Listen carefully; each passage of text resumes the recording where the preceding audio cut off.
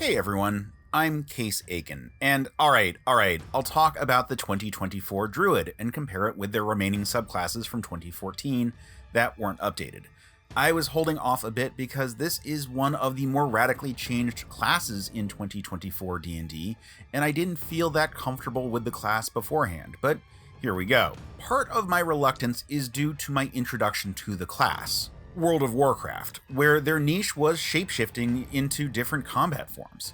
As a result, I tend to think of that archetype as the default. Another aspect is my introduction to them in D&D, which was in 3rd edition, and in that edition they were considered top tier in all situations because not only were they full casters, but they got the most powerful animal companion as well as a powerful combat wild shape.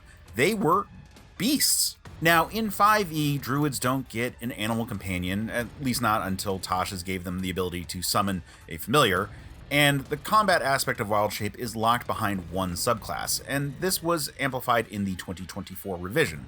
So let's take a look at the base chassis. In 2014, the Druid had a weird provision against using metal armor, but that's been removed in 2024.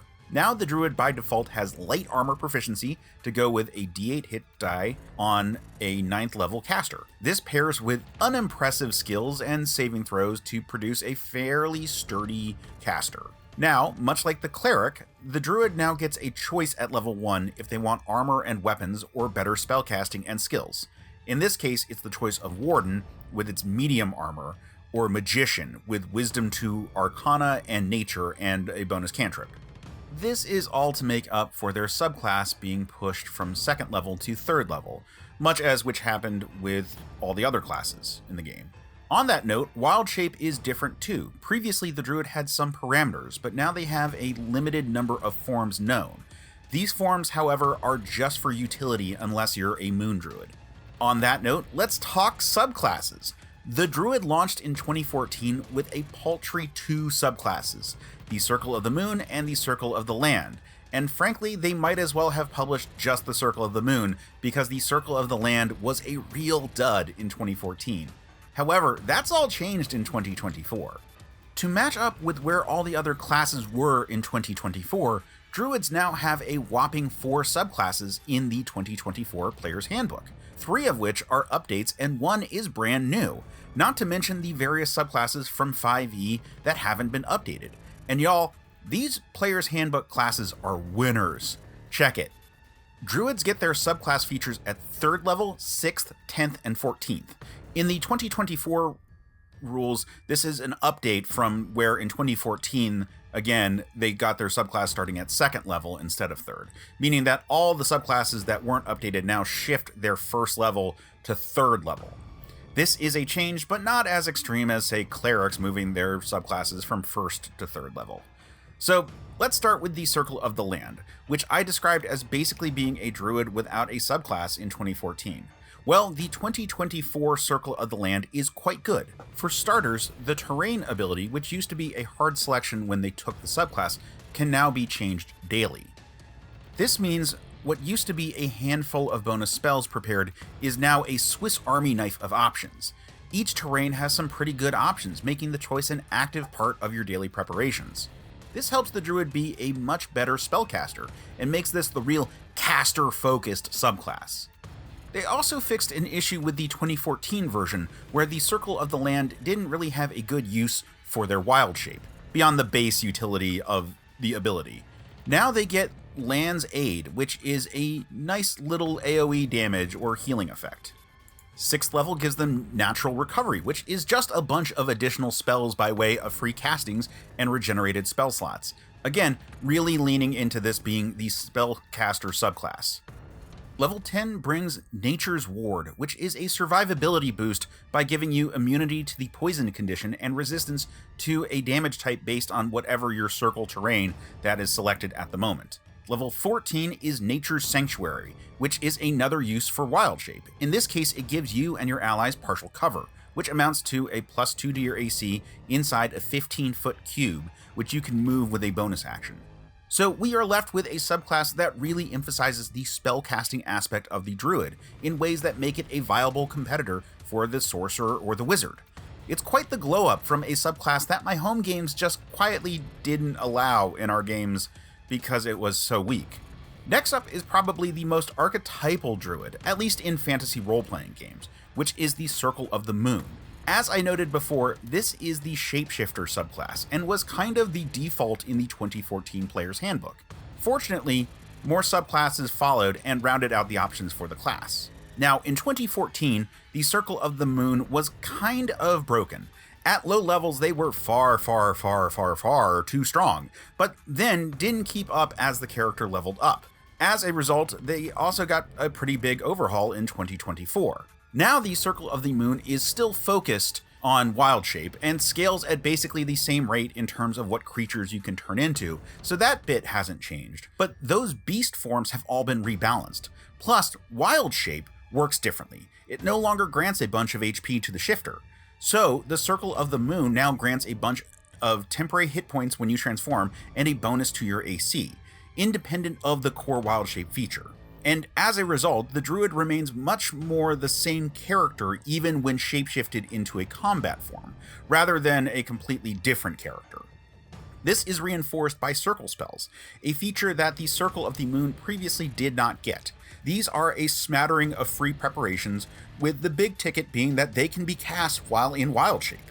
This emphasizes that you are still the same Druid regardless of the form you take. 6th level brings improved circle forms, which gives your attacks a better chance of bypassing resistance by way of allowing the attacks to deal either their regular damage type or radiant, and better constitution saves. 10th level is basically Misty Step, except it doesn't cost spell slots. Instead, you get a teleport a number of times per day equal to your wisdom modifier. Now, because it doesn't use a spell slot, even though you can recharge it by expending spell slots, you can still cast a spell with your action. This dramatically improves the mobility of your druid while keeping a more magical vibe. Level 14 is an improvement to abilities you already possess. Your attacks now do extra radiant damage once per turn, and your Moonlight Step allows you to teleport an ally with you. These are generally nice to have features. So the Circle of the Moon has been radically rebalanced, and I think generally is hitting a much better spot than it used to. Not that it could really be much worse than it was before. It's certainly more of a caster at all times than it used to be. As a result, the Circle of the Moon remains the Gish option if you are planning on playing a Druid. It remains a class that you need to invest some time into studying the monster manual to pick your best forms, but the reward is quite worth it. Next up is the new entry in the 2024 PHB, the Circle of the Sea. Designed with the modern meta in mind, the Circle of the Sea is a dynamic, watery-themed caster archetype. Up front, they get circle spells, and this is quite the load of on-brand options, getting more spell preparations than any other Druid subclass, though without the versatility of the Circle of the Land. It's a solid buff on a full caster. Then, after that, they get their alternate use of wild shape in the form of Wrath of the Sea, which is a defensive field that protects the Druid and damages enemies. The ability to force enemies away is incredibly useful on a more caster-focused build, but could be useful on a weapon build too. At level 6, they get a boost to their Wrath of the Sea, making the field larger, as well as a swim speed, which you would think should have been there at level 3, since that seems like table stakes for the subclass. I guess at lower levels, the Druid can just wild shape into an aquatic creature if they need to. Now, at 10th level, this is a serious power-up to Wrath of the Sea, conferring a flight speed and resistance to a whopping 3 damage types, Cold, Thunder, and Lightning. This helps make the Circle of the Sea Druid one of the sturdiest of full casters in the game. 14th level changes Wrath of the Sea to now be something that you can apply to an ally instead of just yourself. Plus, you can do it to both you and said ally for 2 uses of Wild Shape. This turns a Wild Shape use into serious support options for an ally, particularly one that needs to avoid damage. Like its thematic opposite, the Circle of the Land, the Circle of the Sea is a very caster-focused subclass for the Druid. However, this is a caster with a lot of staying power. It repels melee combatants and provides survivability boosts to the Druid.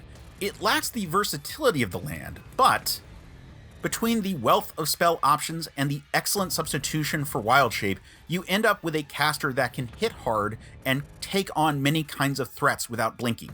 My one regret is that we don't get any support for cool water forms, but that would be stepping on the Moon Druid's toes, I suppose.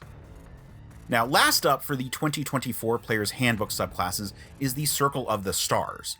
This subclass was introduced in Tasha's Cauldron of Everything, and made it to the 2024 revision pretty much unchanged. This is a solid generalist capable of providing support for the team or shoring up weaknesses in the base Druid.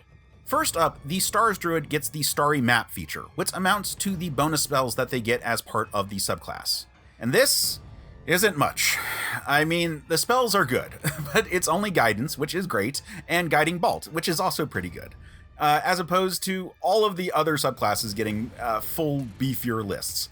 Now, the subclass's big feature is their alternate use of Wild Shape, Starry Form. This is a 10-minute transformation that makes the Druid glow and confers one of 3 benefits: a bonus action attack, a Healing Rider effect when they cast a healing spell, or a bonus to Constitution saving throws. Each of these are a great addition to any Druid and come with the versatility that you select the option you want when you take the Starry Form each time. Need extra firepower? Take the Archer to fire bolts of radiance. Allies getting pounded? Take the Chalice and add extra healing to your spells. 6th level provides a reaction ability randomly determined each long rest, allowing the Druid to either add or subtract a d6 from another creature's d20 test.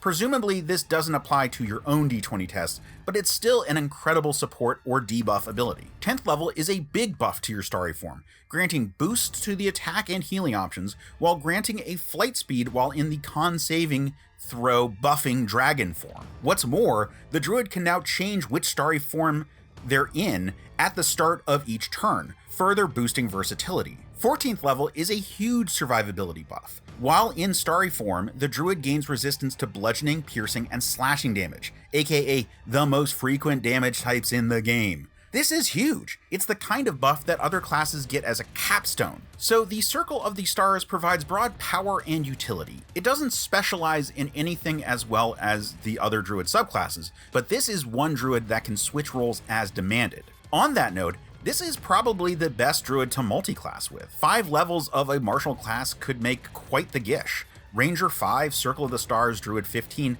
gets quite a bit of magical boosting to a capable combatant. So those are the 2024 Player's Handbook options, and it's quite the offerings. Druids get a Gish in a Can in the Circle of the Moon, huge spellcasting support in the Circles of the Land and Sea, and a generalist that makes for a great red mage in the form of Circle of the Stars. But now let's look at the subclasses that didn't get updated. So there are 4 official subclasses to look at: the Circle of Dreams, the Shepherd, Spores, and Wildfire. And there's a pretty clear divide in power level between the ones introduced in Xanathar's Guide to Everything and the ones that came after.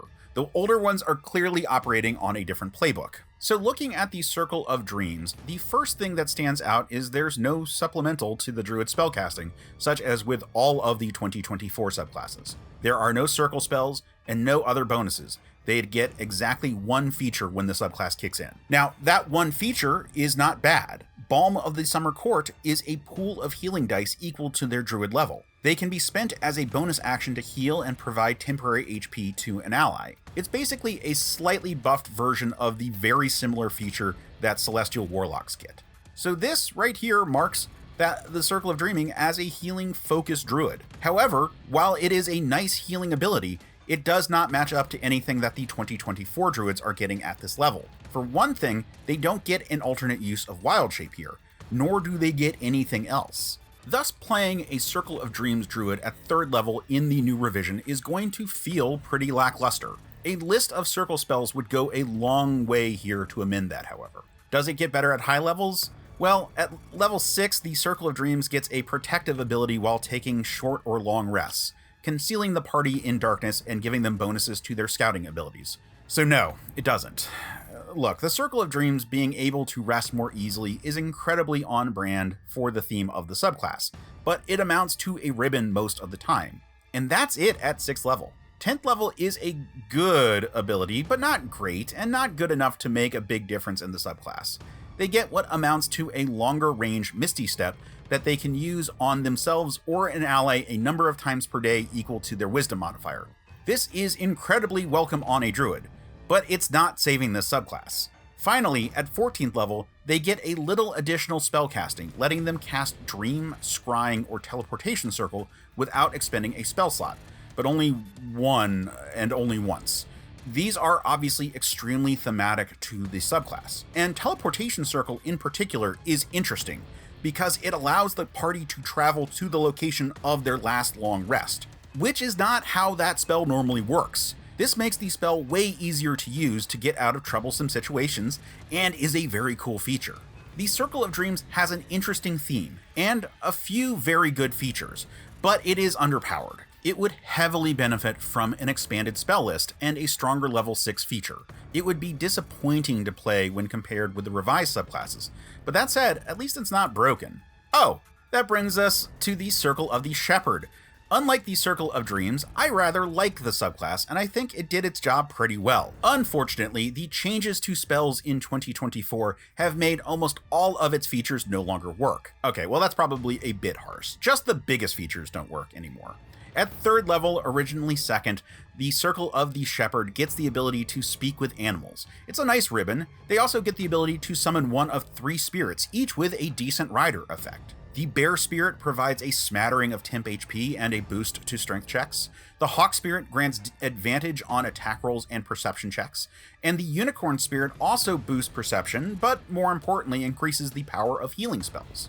Obviously, this ability is versatile and can potentially combo in really good ways with their party, but I would imagine a revision would allow for wild shape uses to recharge the ability. Being from Xanathars, they don't get additional spells at this level, showing the earlier design philosophy of that book. This is a bummer because level 3 is otherwise pretty good. Now level 6 is where the subclass falters, with 2 features that just don't work in 2024. Part of it allows for extra HP for conjured creatures, but the wording does not work with the summoning spells that were first introduced in Tasha's and have remained in the 2024 Player's Handbook. And the conjuring spells of 2014 exist only in name in 2024. All such spells no longer actually summon a creature to aid you, thus they don't have HP to increase. The other aspect of 6th level, making summoned creatures' attacks count as magic, also doesn't apply anymore because resistance to non-magical attacks is no longer a thing in 2024. So, 6th level is straight up a dead level. 10th level, at least, is something, healing any summoned creatures that are within the aura of your spirits. On a summoner-focused build, this is quite good, although it worked better with the conjuring spells of 2014, which provided multiple creatures. 14th level explicitly uses the 2014 version of Conjure Animals to summon a pack to protect the Druid if it is ever downed. Since the spell is completely different in 2024, this feature just straight up doesn't do anything. And it's a shame because a summons-focused Druid was the next best thing to a proper pet-focused Druid, which we don't currently have in any version of 5e, and no, I'm not counting the Circle of the Wildfire. And look, the Circle of the Shepherd did this job pretty well in 2014, but in 2024, literally half of its subclass features don't work. I would love to see this class get revised for 2024, probably adding built-in preparations for the various summoning spells with class features designed to amplify them. Or what would be really nice is the ability to trade your wild shape for a more capable combat pet, the way the Unearthed Arcana Circle of Primeval. And that would allow this to be the proper pet version of the Druid. Keep the summons temporary and not quite as good as the Ranger Beastmaster options, and you've got exactly what the class could use. With that, we move on from Xanathar's Guide to Everything and look at the more recent Druid subclasses.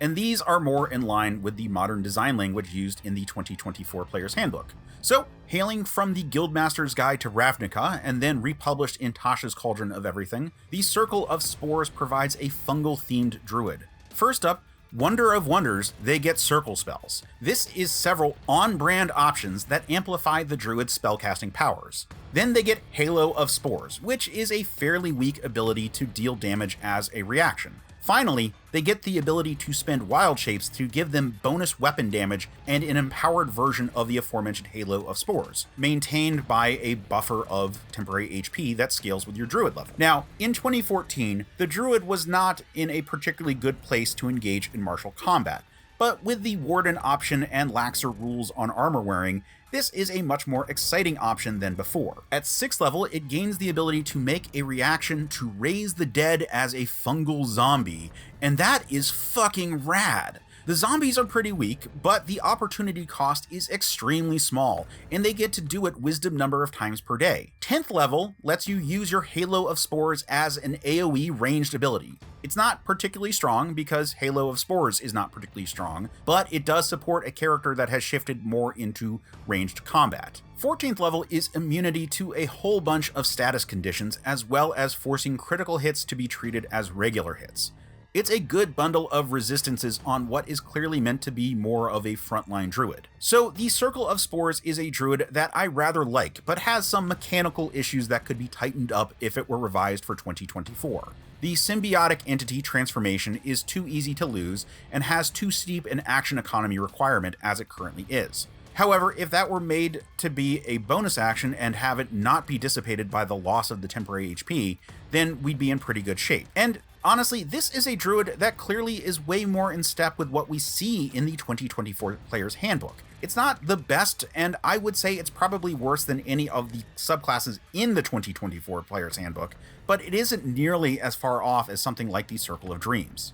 And lastly, we have the closest thing to a pet subclass that the druid actually gets, and that is the Circle of the Wildfire. This is a blasty druid that, as the name implies, loves to burn things. But controlled burns can lead to growth, and that is where the theme truly lies. Good news, everybody! This class also opens up with a list of circle spells. In this case, it's also a lot of explodey ones. Somewhat surprisingly, Fireball is not included on the list, but it gets plenty of spells to get the job done. Meanwhile, the other thing they get at 3rd level is a Wildfire Spirit. This is an alternate use for Wild Shape, always a good sign, that grants a fire spirit that fights by your side. It can spew fire and teleport. The thing lasts for an hour or until it's reduced until 0 HP, providing additional support. 6th level enhances your connection to the Wildfire Spirit, boosting your own spellcasting while it is active, and allowing the Wildfire Spirit to be the origin points for spells you cast. 10th level lets you turn dead bodies into bombs that you can choose to either heal or harm with. Now, coming from Tasha's Cauldron of Everything, it's no surprise that this ability was limited to proficiency times per day. Presumably, in an update for 2024 rules, this would make this wisdom times per day. And then lastly, at 14th level, the spirit can sacrifice itself to prevent the druid from dying, if it would otherwise be reduced to 0 hit points. The spirit dissipates, and the druid heals half their total HP. Now, this can only be done once per long rest, and only when the Wildfire Spirit is active. So the Circle of Wildfire just oozes with modernity. There's only one area that I would tweak, and updating it to 2024 rules, and that is just the number of uses it gets for its 10th level feature. But it is perfectly playable and stands neck and neck with anything in the 2024 Player's Handbook. And that is the Druid. Of the 2014 subclasses that have not been updated yet, one clearly stands out as a solid option, one is technically fine but could use some tweaking, one is lackluster, and one is broken by the update. Fortunately, the 2024 options are extremely robust. However, the Druid subclasses that have not been updated do all have interesting themes, and I would like to see revisions to enable those types of characters in 2024 play. But with that, I am done talking about the Druid, and I'm ready to move on to the last class in this series, and that is the Wizard. So join me next time, and until then, just roll with it.